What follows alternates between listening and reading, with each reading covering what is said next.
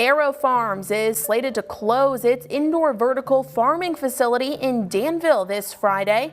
Why did vertical farms fail? Billions of dollars were invested. AI optimized every variable. LED lights replaced the sun. The climate was perfectly controlled, and even robots handled the harvest. This was supposed to be the future of food. So why did so many of them shut their doors? Well, this story is less about plants and more about an entire industry that was built upon a razor's edge.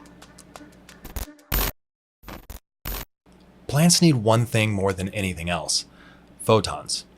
Light is not just helpful, light is food. Every gram of plant biomass is built from captured light energy. Outdoors, that light is free. Indoors, every photon has a cost. But outdoor farming comes with trade-offs. Weather fluctuates, cloud coverage changes the intensity of the sun, temperature shifts, pests move in, droughts happen. Now, indoor farming offered something radical: complete control. Perfect spectrum, perfect temperature, perfect humidity, carbon dioxide, nutrient delivery, God-like precision. And when you control every variable, the yields increase. Cucumbers grow faster, lettuce life cycles shorten, production becomes much more predictable. And on paper, it was beautiful.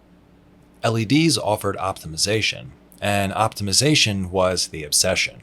The virtue of an indoor farm, however, is that you can manipulate the system, just like you would an engineering problem. Replacing the sun means replacing it with electricity, and electricity is not neutral. Depending on the grid mix, generating that electricity produces carbon emissions. By 2018, studies were already showing that these indoor vertical farms could be up to 8 times more carbon intensive than traditional farming. 8 times. Not because plants were inefficient, but because all that optimization was expensive. Imagine buying a Tesla.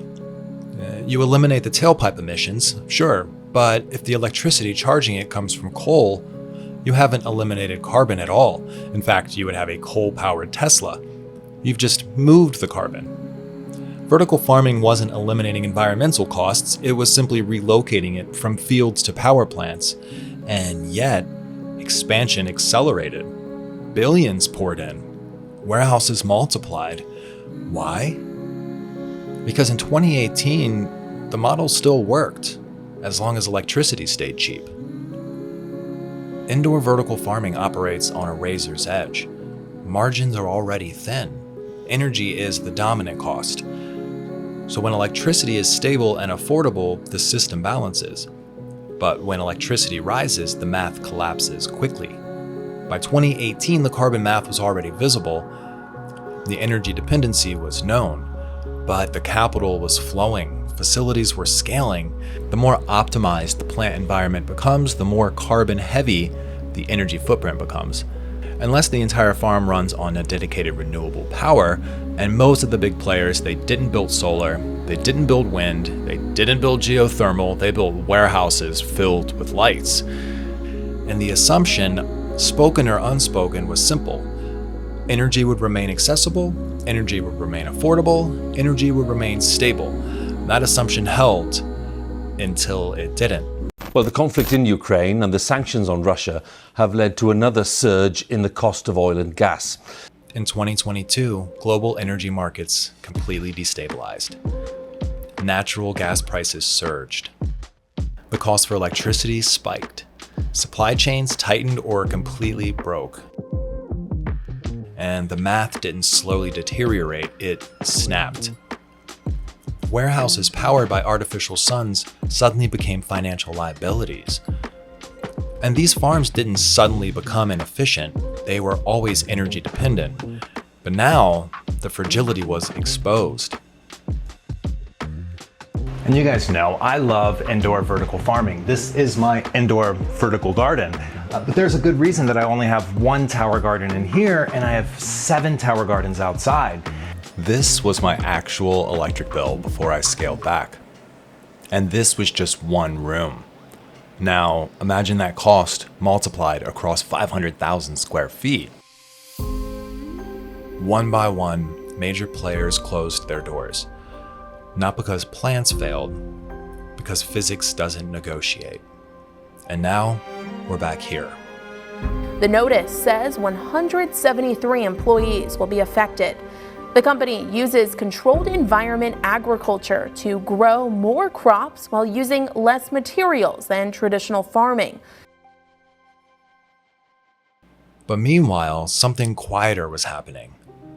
Greenhouses continued to operate. Hybrid systems kept going. Outdoor vertical towers kept producing.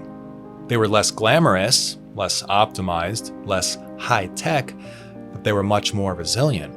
They partnered with the sun, the most powerful fusion reactor in our solar system. Free, stable, constant photons.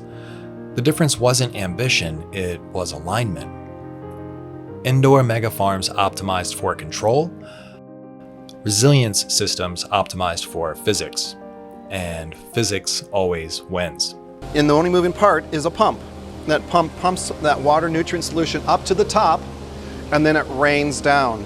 The failure of large-scale vertical farming wasn't about innovation, it wasn't about intelligence, it wasn't about a lack of effort, it was about an assumption. The assumption that we could replace the sun at scale without consequence. We tried to outsmart the most efficient energy source available, and when the energy markets shifted, the illusion dissolved. But vertical farming itself didn't fail. Centralized, energy-heavy vertical farming did. There's a difference. The future of vertical farming isn't massive warehouses powered by infinite electricity, it's intelligent systems that respect energy realities. These hybrid systems, sun-assisted systems, decentralized micro-farms. Millions of small growers instead of a handful of mega facilities. Because when you decentralize food production, you also decentralize the risk. And when you partner with physics instead of fighting it, you can build something that really lasts. The sun is free. It always was. Maybe the real lesson isn't that vertical farming failed, maybe it's that we forgot to ask whether we should replace the sun at all. The future of farming isn't built in giant warehouses with infinite electricity and rows of LED lights. It's built on a system that lasts, a system that works with nature. And if you want to design systems for a better way to grow, everything that I've ever learned is right here. I'm Chad from Humble Growth. Grow food, grow freedom. Let's grow smarter. See you in the next one. We're up with these roosters right now?